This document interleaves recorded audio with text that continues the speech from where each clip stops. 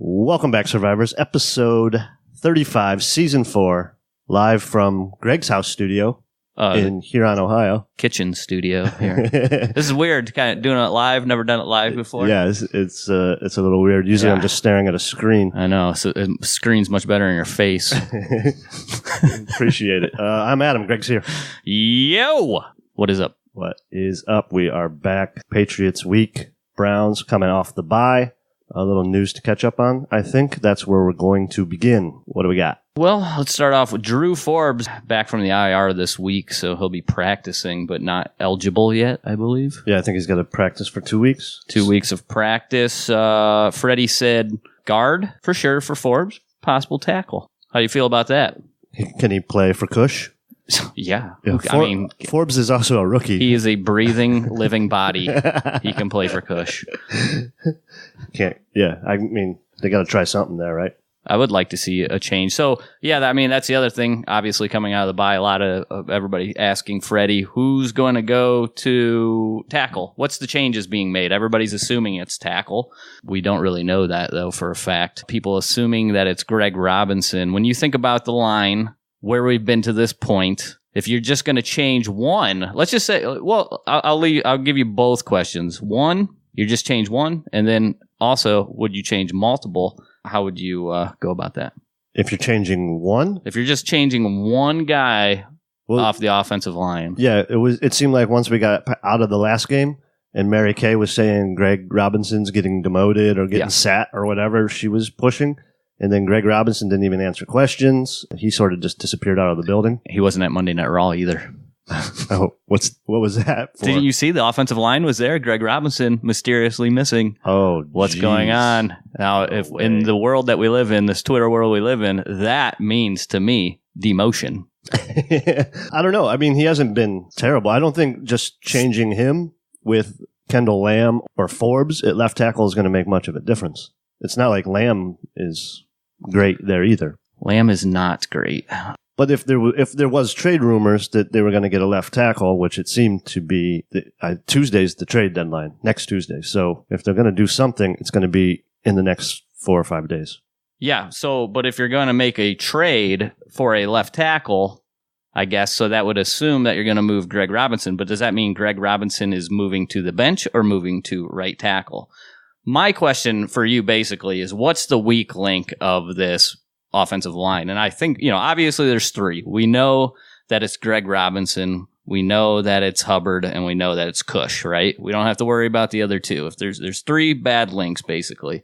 So, and if you're replacing one, to me, Hubbard has been worse than Greg Robinson this year so far. Agreed. Now, maybe, remember, these guys have a ton of practice reps and whatnot, so they're seeing way more than we are. Maybe Greg Robinson has just been horrendous in practice as well. But I would assume, if you're going to make a change, I'm thinking try Kendall Lamb in there for Hubbard. Okay, yeah, why not? But put him at the right side. What about Wyatt Teller? They brought him in, and then we thought it sounded like he might even get a shot at the right side. And there you go. He would be a guard only. Right, yeah. So at this point, for Cush, right? Why not? Yeah. Why not? If it's broken, and you have a possible fix there because you traded for the guy, get him in there. Let's see what he's got. If, again, they're seeing this at practice every single week, right. Week in, week out. Is the guy better than Cush or not? So if he is, might have been able to make this move already. But now you're talking about, what are we in, week 8?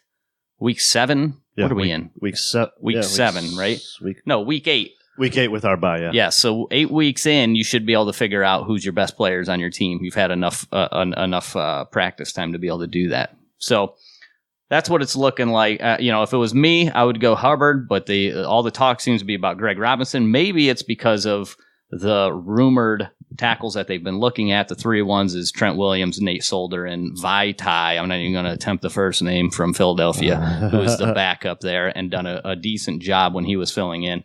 And Philadelphia, remember, drafted a tackle in the first round this past year. So Vaitai's movable. Vaitai's very movable. I'm not sure about the contract. I probably should have had that. Well, Nate Solder got paid, and then he's not even that good anyway. Well, right? Yeah, so he's definitely overpaid. What I saw on Twitter here recently is that Solder is not even as good as Greg Robinson. Okay, in this 1 year, if you go off of Pro Football Focus grading through 7 weeks, which is not a big sample size, you're talking about 300, 400 snaps, okay? And this happens all the time on Twitter. I think that this is not the right way for people to approach it, that you just look at grades and then you go, this player is better than this player based upon these grades. Because remember, players are asked to do a lot of different things. Now, are we talking about running a gap scheme in run game, or are we talking about running zone? What are the Giants doing compared to us? So are you comparing apples to apples? Are you comparing apples to oranges in this case? A lot of times this is what happens. People just go, well, you have a better grade here. Oh, well, look, his grade's better, therefore he's a better player. You're being graded on what you're asked to do. Okay, so is Nate Solder this year being asked to do the exact same things on every single play and going up against the same quality opponents that Greg Robinson has to this point? Because if everything was the same, then you can go, all right, it's completely fair across the board. Let's grade it that way. And then you can look at that and look at the outcome and then decide who's a better player. But again, this is a small sample size of 1 year where Greg Robinson has better grades than Nate Solder. The interesting thing, though, is if you just look at the rest of their career, because Nate Solder is better in every other year through his 2, 4, 6, 8, 9 seasons. He's been better than Greg Robinson in basically every facet. If you just want to go off grades, because this is what's being done on Twitter, okay, you just want to go off grades, he's better in every facet. And then there's one key thing that I love about Greg Robinson more than anything else. Okay. Penalties. Yes, penalties. Greg Robinson has played a total, and maybe I can do the math here, a total of 3,814 snaps. Okay, so compare that. 3,814 snaps, and Nate Solder's played 9,210 snaps. Nate Solder has played 2.4 times the amount of snaps as what Greg Robinson has.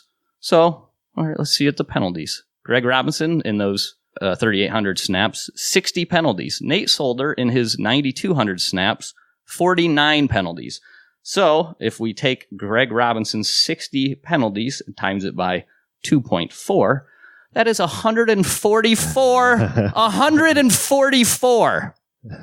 144 to 49. And people on Twitter, well, I was looking at the grades of up 7 weeks now, and it says Solder is not even as good as Greg Robinson. Why would you even want to make that move? So they're just targeting off of us. Yes. This year's sample size. Yeah, it's like taking Baker Mayfield's passing yards from this year and going, his completion percentage isn't as high as Josh Allen's. Therefore, Josh Allen is a more accurate quarterback. You know what? Fuck you. Okay, I'm sick of that shit. Fuck you if you do that. You're an asshole. Greg bringing some heat. Well, Vaitai is in the last year of his rookie contract, so he's cheap. Nate Solder's coming along. Solder. Let's spelled solder. No, it's not. Solder. Almost soldier. He's coming with a lot of money. Yeah, what is his deal? Are you looking at that? I am. He signed a 4-year, $62 million contract last year. Mm-hmm. He's played one down. So he would be almost $20 million cap hit over the next 2 years and $12 million cap hit this year. Okay, so what is his like salary next year?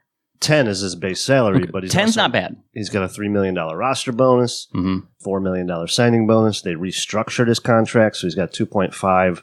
That's all going to have to transfer over on a... Doesn't the signing bonus come off from the beginning? So if they were to trade Solder, they've paid the signing bonus. That's the only benefit that you would get at this point, right? True, yeah. So, yeah, you're right. Actually, the Giants would eat that cap. Yeah.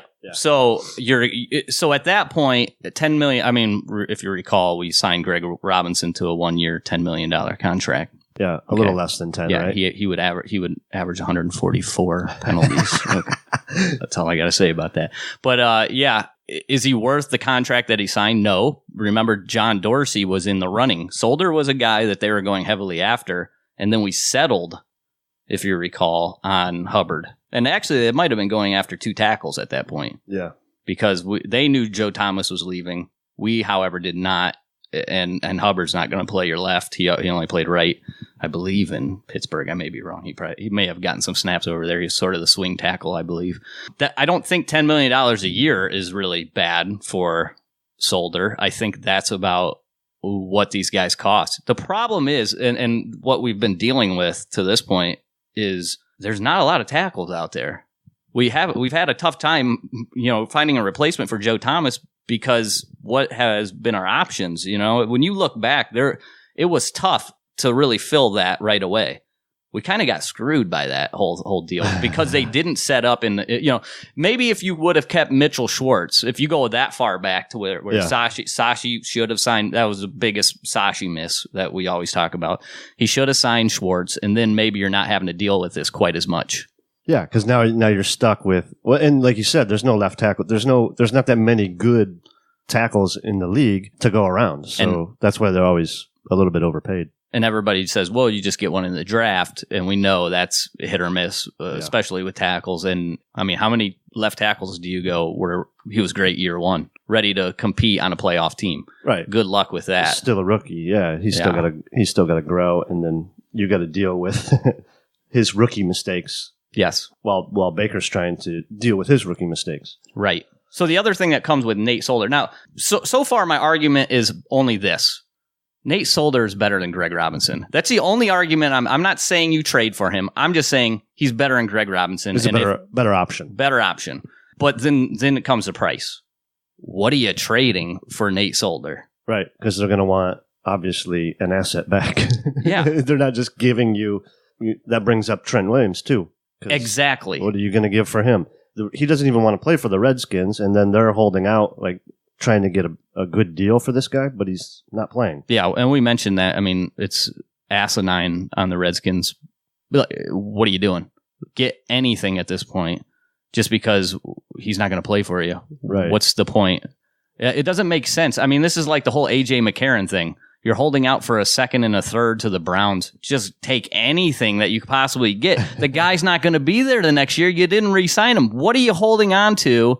What's the point? So what's the point here with the Redskins trying to keep Trent Williams? It makes zero sense. So the Redskins never do anything that makes sense. And that's the truth. So, the targets obviously that everybody's bringing up is Higgins, is Jannard Avery, is, it's going to be draft picks. I don't really want to give up very much. I mean, Nate Solder, I'll give you a 3rd round pick.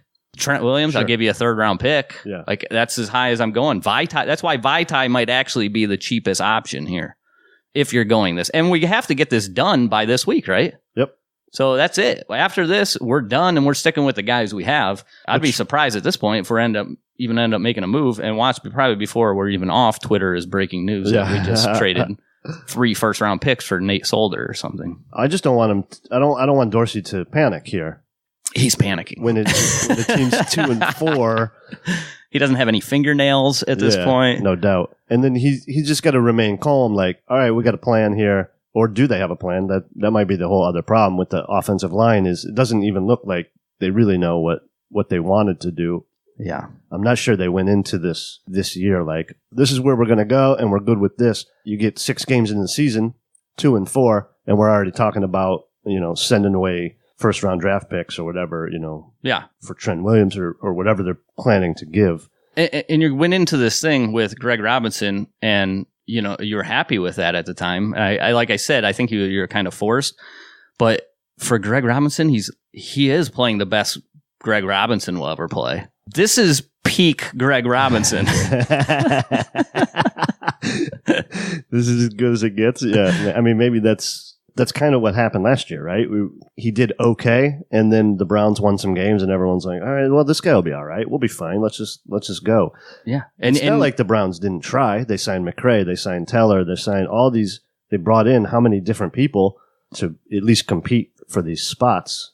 I'm sure they're not happy where they're at. I mean, we brought that up numerous times. Well, you don't make all these moves at the offensive line if you know that you're good there. Right, that's why they kept making moves. Right. So we'll see. We'll see going forward. I would say it's probably slim to no chance that something gets done here. But at this point, I kind of feel like we'll see if they get killed on Sunday, which is very likely. Now, this is going to be a real test, for Greg Robinson with New England because New England's getting after everybody right now. we're going to find out what we're made of. But again, like, how do you go from last year in the second half of the season where you barely gave up any sacks, where you cut your sack total down immensely from the first half of the season, and then you come into this year and now what's changed? Well, obviously the offense has. So maybe, here's just a crazy idea. Maybe you try to get back and do a little bit more of the things you were doing at the end of last season. What do you think, Freddie? Yeah, no doubt. Just get the ball out of his hand. Yeah. Make the offensive line's job easier, and then they look better. Kind of what happened last year. Maybe a little bit more run heavy. Maybe get out of the shotgun. Spreading it out every single down. We'll see. I mean, they had the bye week to figure this stuff out, and supposedly have been doing tons of self scouting. So I'm sure they'll address the problem. Yeah. Well, what was the other news that we had? That's the Forbes news that carried over into trade news. I think we got something else though. Yeah. Well, Steve Wilkes was asked about Jannard Avery. Again? Yeah. Yeah. And everyone wants to know. He said, well, the media should just petition the NFL to allow us to have more than 53 guys on the roster because these aren't the exact words. I wish I had it in front of me here. Jannard Avery is a difference maker, basically, is what he said. Just not a big enough difference to get Chad Thomas or Chris Smith off the... Yeah. It is weird that they have a 53-man roster, but you only have 47 active. I don't really get the point of that whole thing, and I know people have complained about it before. Yeah, it is silly. And if they're adding a game, you definitely got to get out of that. Oh, no doubt. Yeah, I probably even want to be able to carry a few more guys.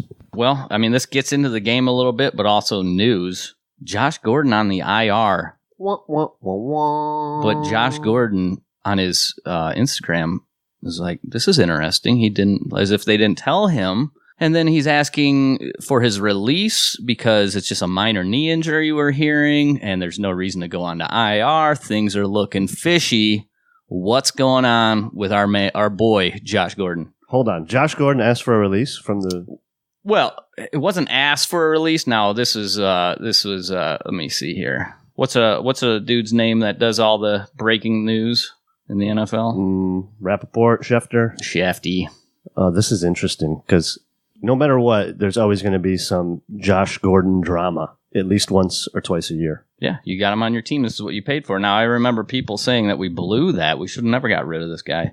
It was not Shefty. It must have been the other one.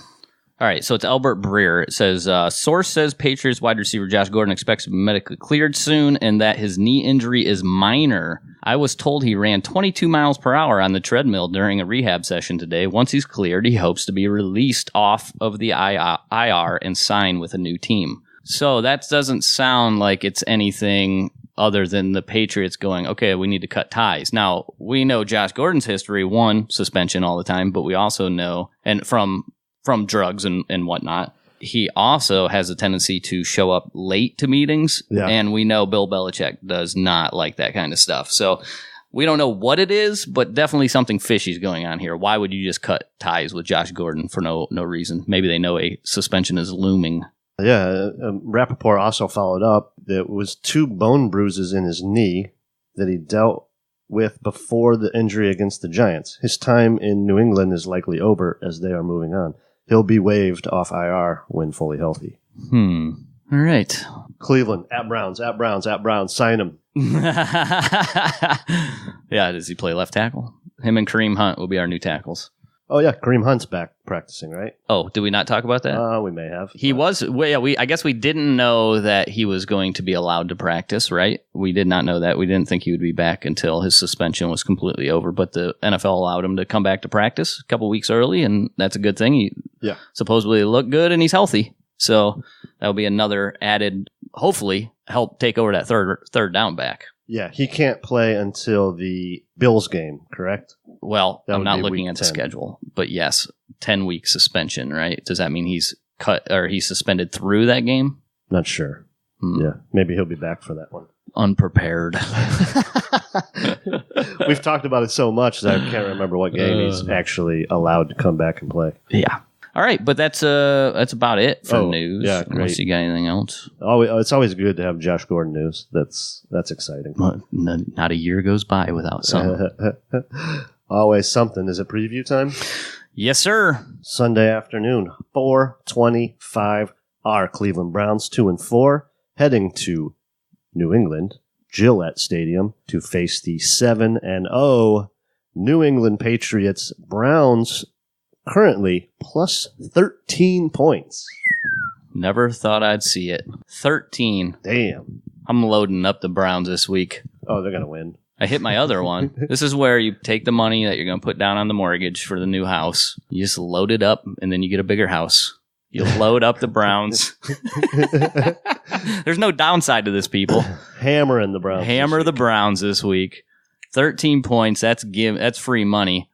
Let me look at let's see. Let's just see where New England ranks Football Outsiders. Let's see here. Total DVOA. Oh, number 1. Okay. Number 1 in offense. Oh, I mean defense. Number 1 in defense. Number 13 in offense. So there we go. There's a little, where are we? We got to be close to that, right? Where are the Browns? 25th? 25th. Jesus. The high-powered Cleveland what Browns happened offense. There? Yeah, 25th. The Browns are 27th ranked offense by Football Outsiders and the 23rd ranked defense. However, things have really gone badly for offense and defense, but we finally turned around the special teams this year. We are number 4 in the league. Prefer, dude, coming in. Doing his thing. Getting it straightened out. Nuking the gays. You said something like that. Hey, the special teams are better. Give them a break. It is much better, and they put the extra time there. Hopefully, over the bye week, they put extra time in the offense and defense. 13 points. I guess I can see how you get to that number easily when you just look at the victories by the Patriots. I thought I saw a ridiculous stat the other day that if the Patriots offense didn't even enter the game, the Patriots would be something like 3-3 at this point, or 3-4. Because they've scored so many on defensive points? Yeah. They haven't had a tough ride.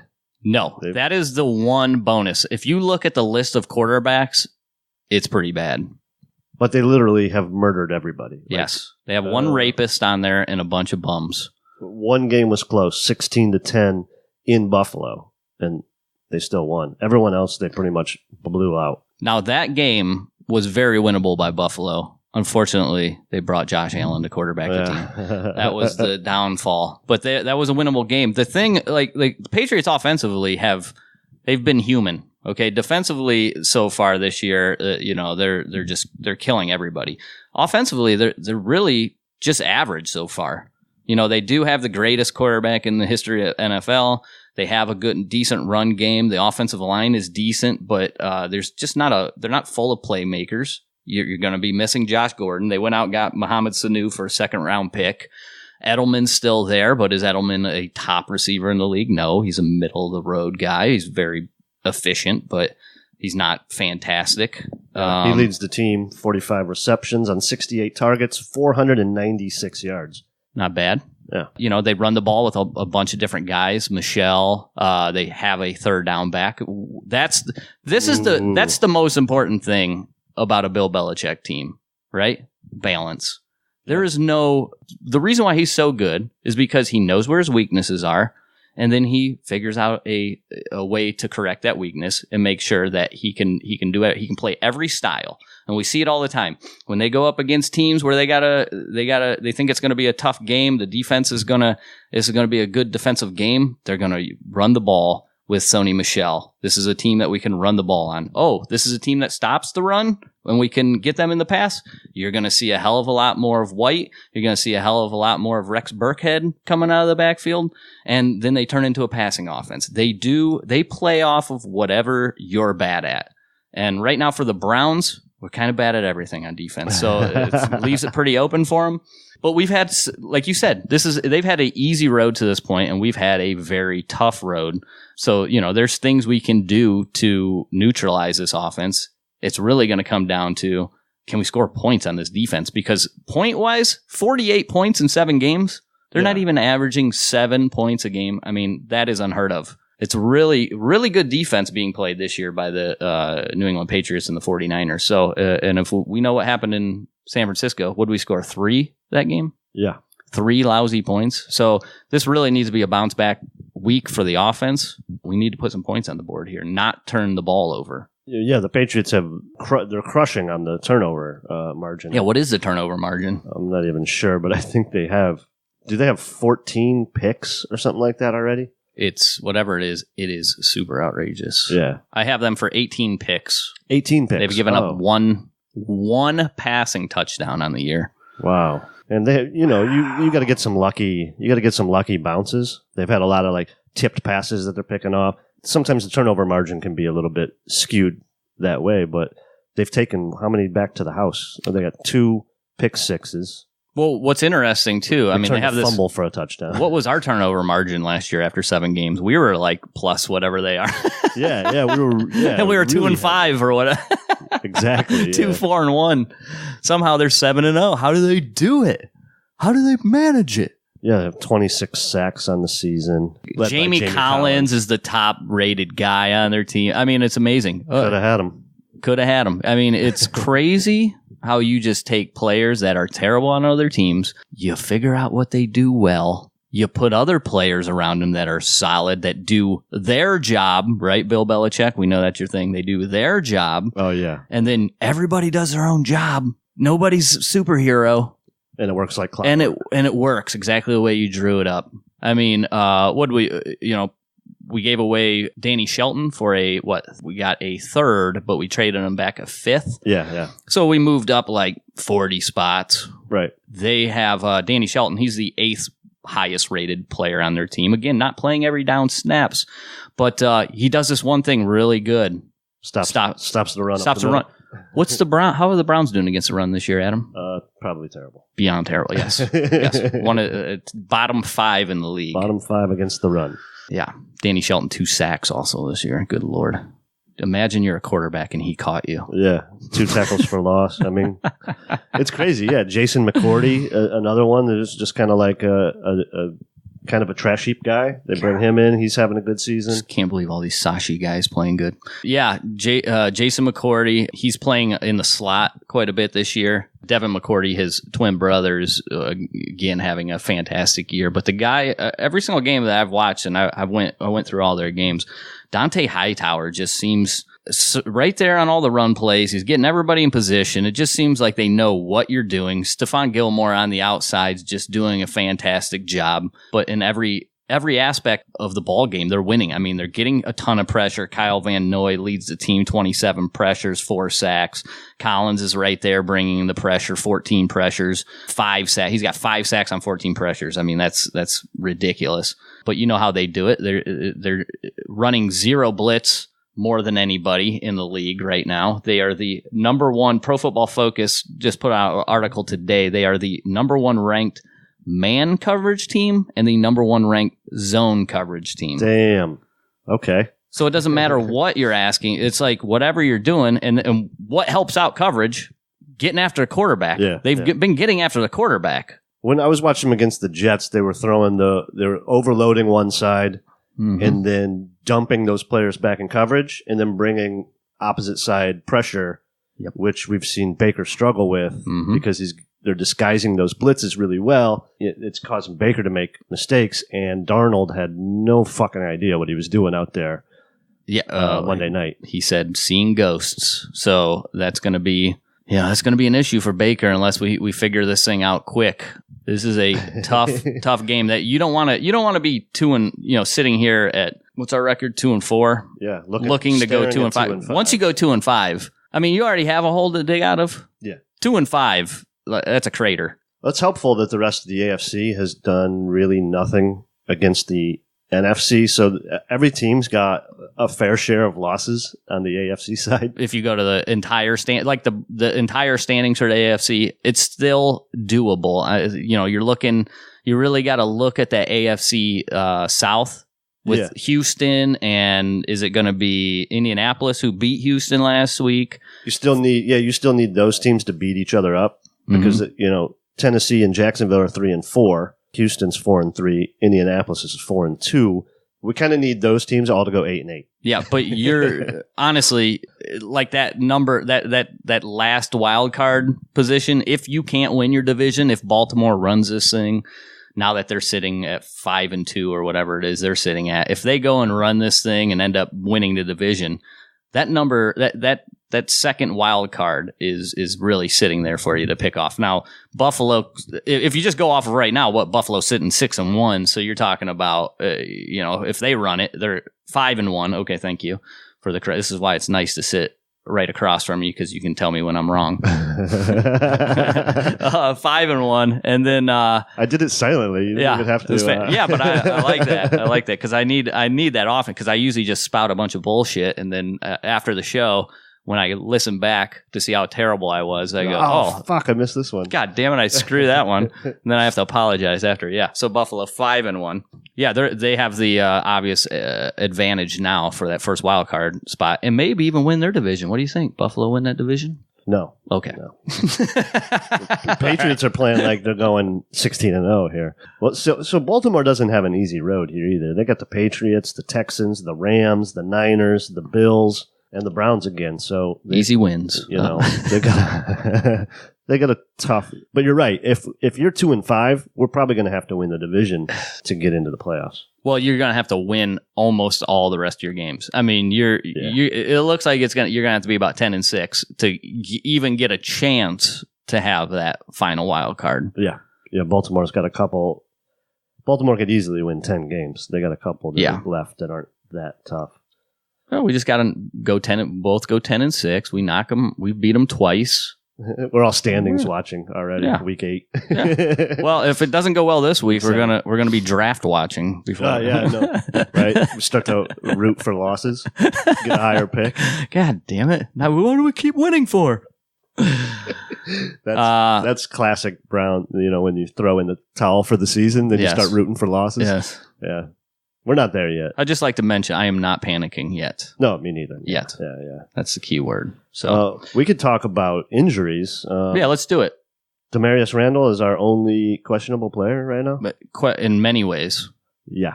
The Patriots have a boatload of people listed as questionable, but they always do. Yeah. Belichick puts in some funky injury reports.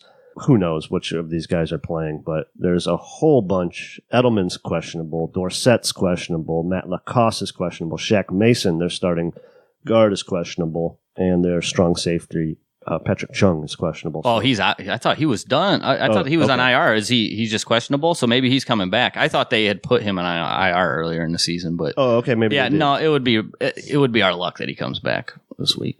Remember his house was raided and they found like cocaine or something. Oh, wasn't that Patrick Chung? Right. Yeah, I think so.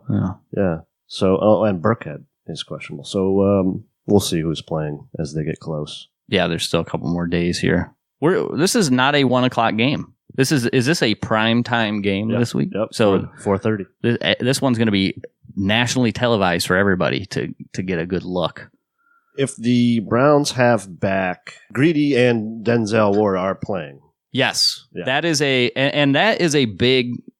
I don't think people are giving that enough credit. Like the fact that we just went how many games without even our secondary, because our defense has been bad, right? It's been bad, but we're playing TJ Carey as our outside corner. And I also saw his name floated out there as like, maybe this could be somebody they're looking to trade. And I was like, please tell me we're trading TJ Carey, because at this point, what are you going to use him for unless you have more injuries?